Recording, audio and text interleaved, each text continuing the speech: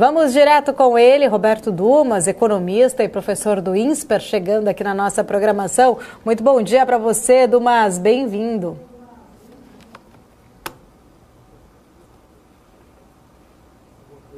Prazer estar com você de novo.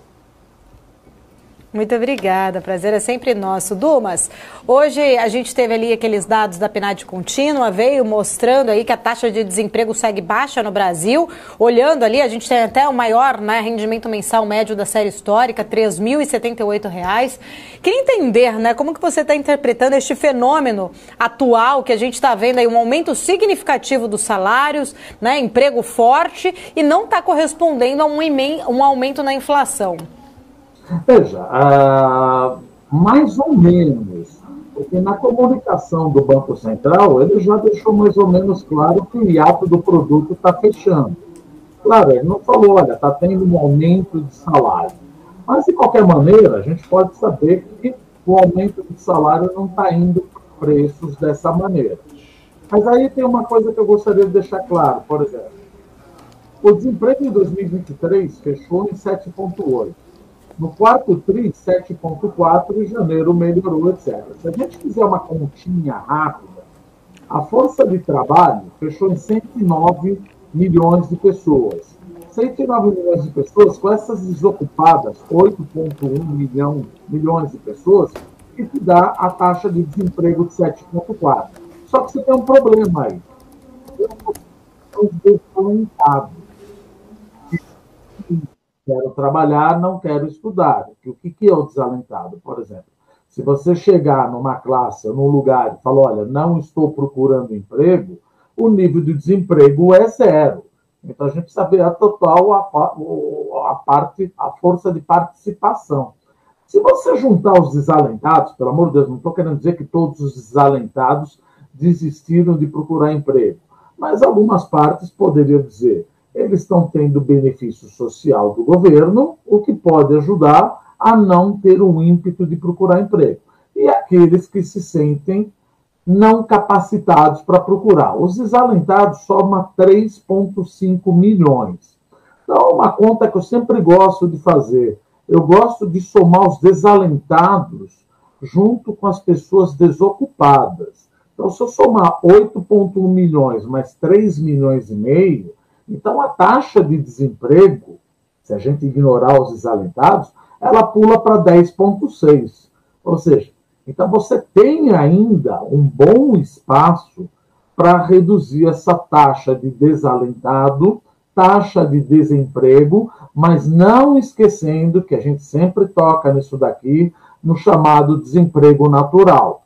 Porque eu sou um adepto de Milton Friedman e de Phelps. Ou seja, você tem o famoso Nairu, ou seja, a taxa de desemprego que não acelera a inflação.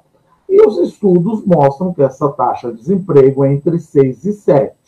Se a gente está usando mais ou menos 7,4, ignorando os desalentados, você tem aí mais ou menos 1% de possibilidade de melhora na área do mercado. Agora, se eu incluir todos os desalentados, então você tem, não vamos dizer que todos os desalentados vão deixar de ser desalentados, mas 50% ainda tem mais 2% de melhora na taxa de desemprego. Mas veja, nós estamos flertando, a área, o segmento de desemprego está flertando num segmento, num cenário que muito provavelmente, mais cedo ou mais tarde, pode começar a bater na inflação. Não estranhamente, o Banco Central falou, o hiato do produto. O hiato do produto é o meu PIB potencial com o meu PIB efetivo. PIB potencial com o meu PIB efetivo tem a ver com a minha taxa de desemprego. Não bateu ainda, mas não significa, na minha opinião, que nós vamos ter uma taxa de desemprego da ordem de 5,5%, 6%. Aí é bem provável que já começa a puxar a inflação. Principalmente que nós já falamos aqui também, poxa, mas não dá para ter uma taxa de desemprego de 3,5%, 4%? Não, a mão de obra do Brasil não é qualificada. Já falamos várias vezes, ela não é qualificada. Então, se você chegar numa taxa de desemprego de 6%, 5,5%, nós vamos ter um apagão de mão de obra qualificada. Um apagão de mão de obra qualificada acaba pressionando o salário, que acaba passando para o nível de preço. Então, muito cuidado nessa hora. É momento de festejar, é momento de alegria, é momento de regozijo. O desemprego está caindo, vamos ficar felizes. Mas cuidado, que se cair mais 1,5%, certamente o Nairu vai beliscar. O desemprego natural vai começar beliscando e provavelmente o Banco Central, não diria que isso ainda está nas vistas do Banco Central a ponto dele diminuir a velocidade da queda da taxa de juros, mas ele está olhando, como eu disse, o hiato do produto em Paulo. Roberto Dumas, bom dia. Quase boa tarde, mas é bom dia ainda. Sempre um prazer conversar contigo.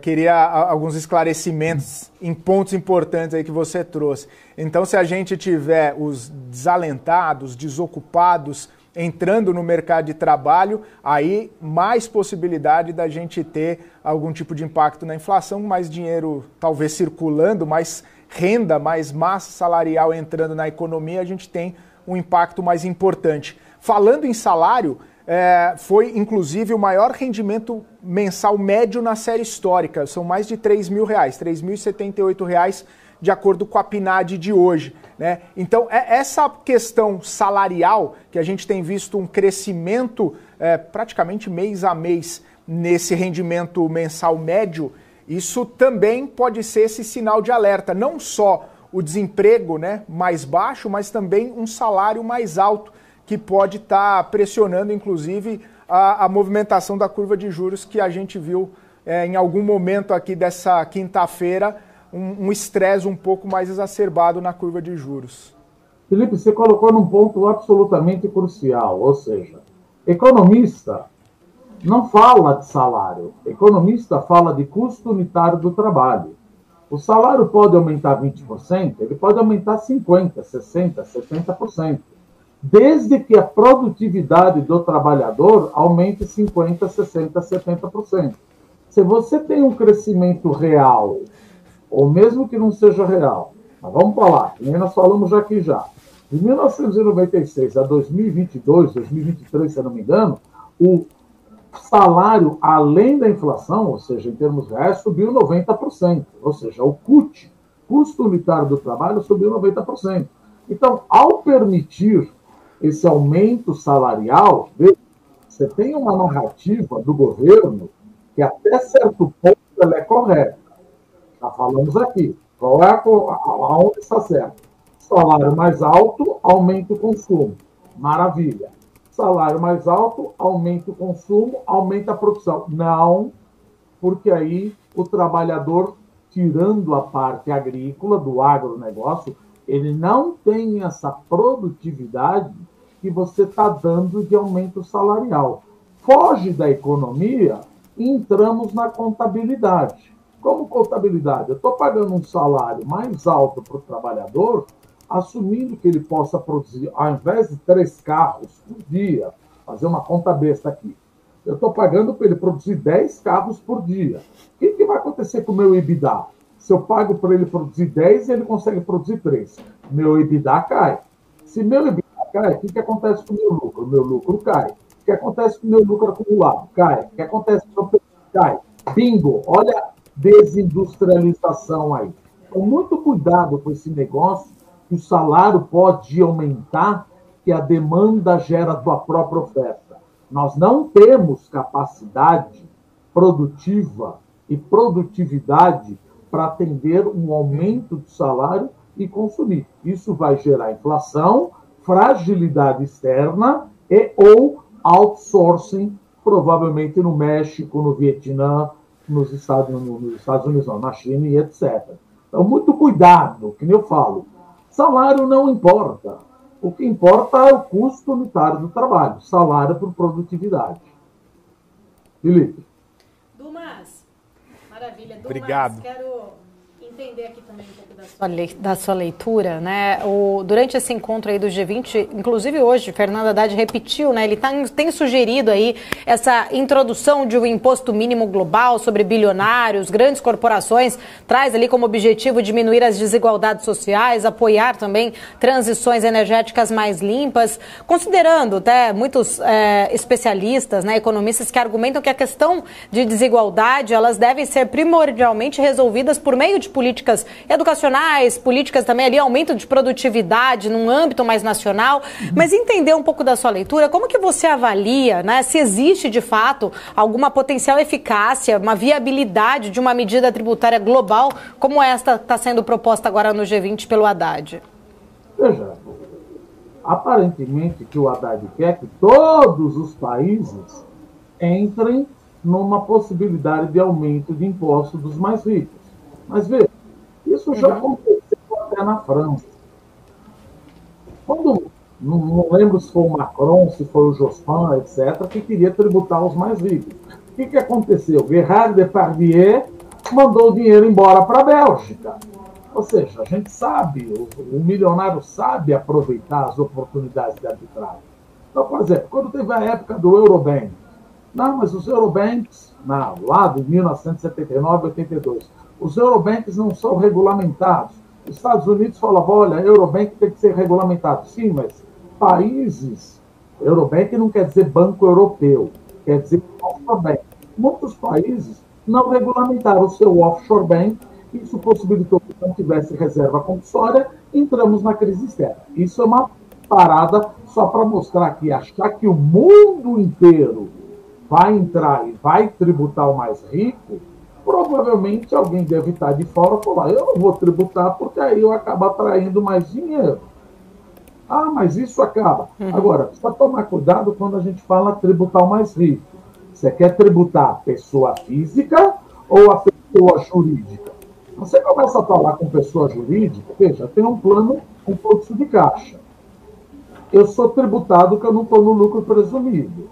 Agora, se eu começar a ser tributado, entre aspas, ser permitido para trazer mais receita, eu vou dividir o meu plano de negócio, a minha empresa, para entrar no simples. Isso piora a competitividade da indústria, que já tem um paper do Samuel Pessoa falando justamente isso.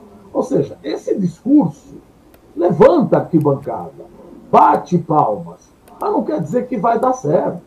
É complicado você chegar e falar, gente, vamos fazer uma organização com 170 países e tributar as empresas que dão mais lucro. Se ela começa a fazer assim, eu começo eventualmente a investir em outros lugares, porque certamente 170 países não vão, na totalidade, não vão adotar. E tem um outro problema, se você me permite, Paula. Por exemplo, a gente fala da desigualdade. E tem uma contradição nas discussões do G20 hoje em dia. O que a gente lê? O G20 está batendo na transição energética, falando bem da transição energética, obviamente, falando da desigualdade e, ao mesmo tempo, que aumentar o fluxo de investimento entre países. Só que depois da guerra da Rússia e da Ucrânia, ou seja, depois tem a guerra da Rússia e da Ucrânia, da pandemia, a globalização ela foi fragmentada. Ou seja, ao invés de eu fazer as coisas tão longe, eu vou fazer em casa. Eu vou fazer em casa, vai ficar mais caro. Eu vou fazer perto de casa, também vai ficar mais caro. E isso prejudica o que você tanto defende, que é a igualdade de renda. Uma reglobalização, dado que o mundo está ficando mais fragmentado. De novo, não vai acabar a globalização. Mas eu sei que depender de um país só, dois países, como aconteceu, depender da China, depender da Rússia, fornecimento de gás natural, acaba prejudicando o meu fornecimento. Então, eu vou diversificar. Não vou fazer tudo dentro de casa.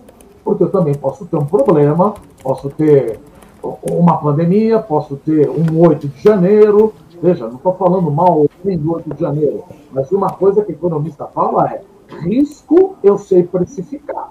O que eu não sei precificar é incerteza. Então, sabendo disso, eu acho que o G20 deveria se preocupar muito mais nessa diversificação das cadeias produtivas que pode deixar com que a inflação mundial fique mais pegajosa, estique, e que diminua o ímpeto de redução das taxas de juros das economias desenvolvidas. Isso é mais perigoso do que falar com a velha ladainha, olha, 170 países, vamos tributar o mais rico? Isso levanta arquibancada, isso bate palma, isso para a esquerda é maravilhoso, mas não vai acontecer.